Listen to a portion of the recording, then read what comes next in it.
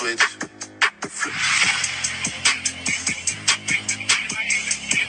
Si tu veux obtenir de tels résultats, c'est-à-dire de passer d'un physique comme ça à un physique comme ça, un petit peu plus volumineux, déjà ce qu'il va falloir comprendre, c'est que ça va prendre du temps et ça va pas se faire du jour au lendemain. Ensuite, il faut que tu sois en surplus calorique. C'est sûr que si tu te mets en déficit calorique, tu vas avoir du mal à prendre du volume au niveau de tes fessiers. Consommer également suffisamment de protéines parce que c'est ça qui va t'aider aussi à avoir cet effet justement sur tes fessiers, tes cuisses également, que ça prenne du volume. Parce que nous, ce qu'on veut, c'est prendre du volume musculaire, ne pas prendre de gras. Ensuite, sur ta partie programmation, là où ça va être important, c'est de cibler les différentes portions de tes fessiers. Tu vas avoir le grand fessier, le moyen fessier et le petit fessier. Les 3/4 quand même de ton programme doivent cibler ton grand fessier parce que c'est celui qui prend le plus de place et c'est celui qui est le plus puissant. Ensuite, pour avoir cet effet de rebond, venir travailler sur moyen petit fessier qui sont des zones un petit peu différentes, c'est-à-dire la partie haute de tes fessiers et avoir cet effet justement arrondi. Bien sûr, n'oublie pas d'inclure du cardio parce que même si tu es sur une phase comme ça de bulk, c'est-à-dire prendre de la masse musculaire,